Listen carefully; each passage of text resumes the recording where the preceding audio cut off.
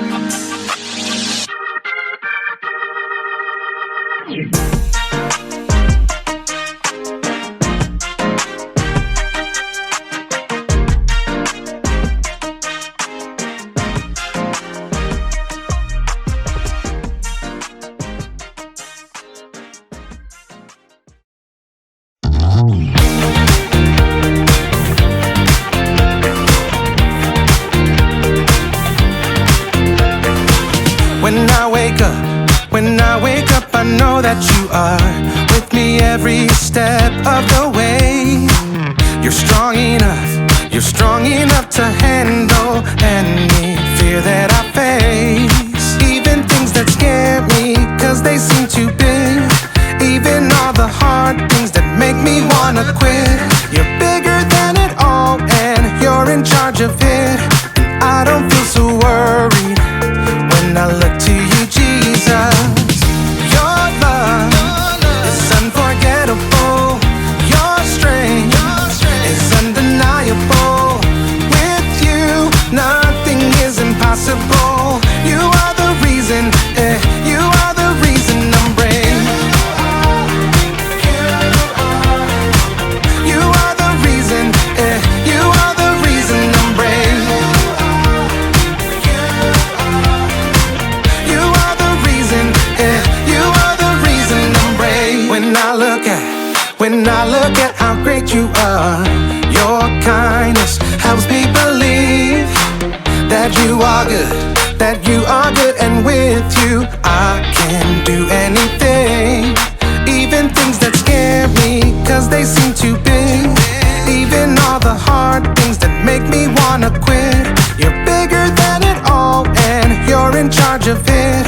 And I don't feel so worried when I look to you, Jesus. Your love is unforgettable. Your strength is undeniable. With you, nothing is impossible. You are the reason, you are the reason I'm brave. You are the reason, you are the reason I'm brave. You are the reason, you are the reason I'm brave. Your love is unforgettable. Your strength is undeniable. With you, nothing is impossible. You are the reason, you are the reason I'm brave. You are the reason, you are the reason I'm brave. You are the reason, you are the reason I'm brave.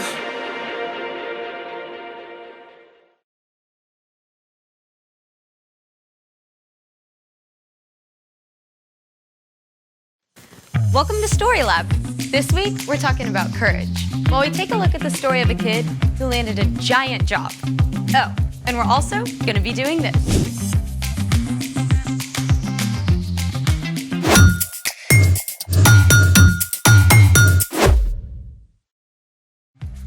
Hey, I'm Skylar. And I'm Sebastian. We're talking about courage, which is being brave enough to do what you should do, even when you're afraid. Yeah, like when you're trying something brand new. I got something new. A belt. Nope, it's a slingshot. No, that's not a slingshot. Of course it is. I used to make slingshots with sticks and rubber bands. This kind of slingshot is sometimes called a shepherd's sling. Oh, you're talking about David and Goliath. Spoiler alert! Today's Bible story is about David and Goliath. I've always wondered how David could knock out a giant with one stone. Well, check this out. Some ancient armies had slingers who could shoot stones over 60 miles an hour up to 400 meters. They were sometimes faster and more deadly than arrows. I'm sorry, I misjudged you, slingshot bow. Don't feel bad. Don't feel bad. Oh, and get this. Sometimes the slingers would write insults on their stones before shooting them. Archaeologists have dug up stones that read, "Take this, victory, catch." Oh, and wait for it. Ouch. Oh, for reals? I did not make that up. So how does this thing work? This is the cradle, and these are the retention cords. The sling acts as an extension of your arm. And when you place a stone in and spin it, the sling multiplies the force of your throw. We gotta try this out. Let's do it. Okay, you see that target? Yeah. Can you see through the guard? I can see. Okay, one of us is gonna hit that target. None of us are leaving here until one of us hits that target. We're gonna be here for a while. I'm gonna hit it. She's not gonna hit it. Okay, don't try this at home. We're in a professional story lab. True. Okay. First, you're gonna take your index finger and you're gonna put it through the loop. Okay, I got it. Got it? Okay. Then you're gonna grab onto this retention cord. Okay. Make sure you hold on tight. Then you're gonna place your stone in, and then you're gonna swing with a bunch of momentum from an underhand arc. All right. Once enough momentum is built, you're gonna release the retention cord. All right. Okay, ready? Hey, that was pretty close. Hey, let me go. Let me go. You go first. Let me go. Okay. I'm gonna try the figure eight. Or not.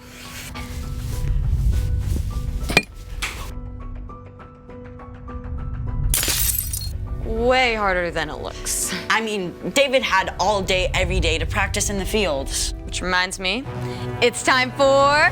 The story before the story. Today, we're in the 9th book of the Old Testament, 1 Samuel. God promised to bless the whole world through Abraham's family, the Israelites. God delivered them from slavery and led them through the desert to freedom in the land of Canaan. But the Israelites were like a yo-yo. They'd run to God and turn away from God. Run to God, turn away from God. Instead of trusting God to lead them, they begged for a king like the nations around them. And God gave them a king, Saul. But Saul turned his back on what God wanted too. Which is where our story starts. Take it away. Hey, Erica. Hey, everyone! At this time, one of the ways God spoke to the people was through a priest. The high priest Samuel had loved and listened to God since he was a young boy, and he was deeply saddened when he saw that King Saul was ignoring God. But God spoke to Samuel. I am sending you to Jesse in Bethlehem. I have chosen one of his sons to be king. So Samuel was in a tricky position. Saul could have Samuel killed for anointing a new king, but Samuel chose to be brave and do exactly as God had told him.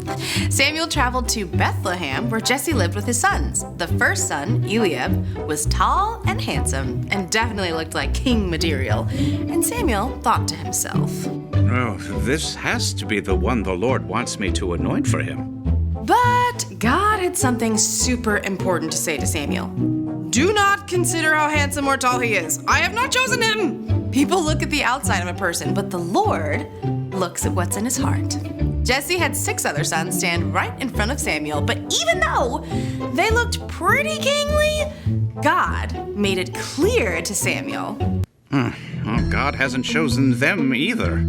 Are these the only sons you have? Well, my youngest son is taking care of the sheep. Well, okay, I'll send for him. So, of course, Jesse sent for his youngest son, David. And when David showed up, well, he looked and smelled like he'd been hanging out with, well, a bunch of sheep. But God was looking at David's heart instead of his haircut. He told Samuel, Get up and anoint him.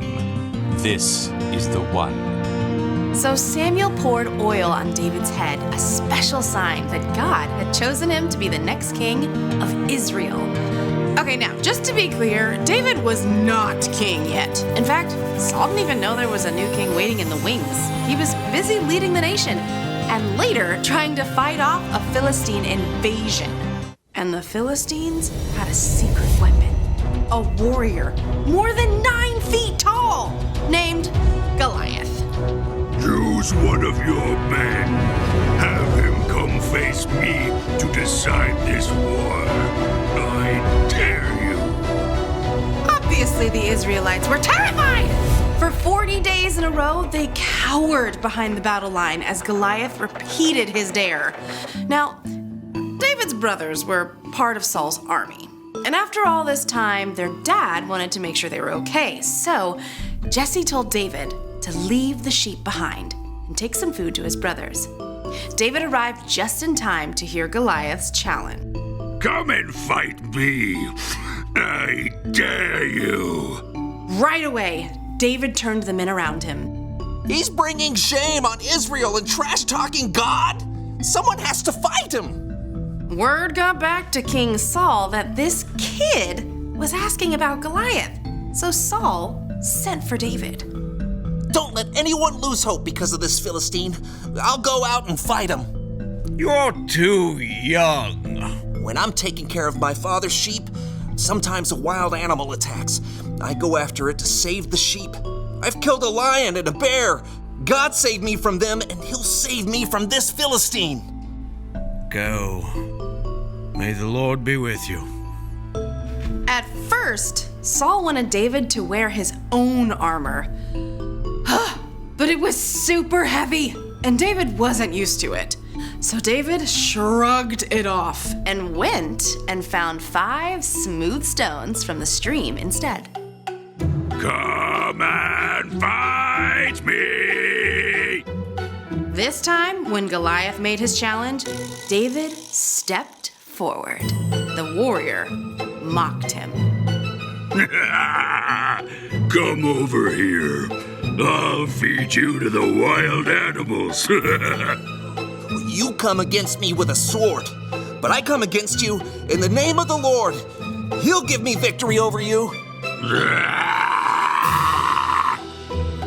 As Goliath moved to attack, David raced forward. He took one of those stones, fit it in his sling, and spun it with all his might.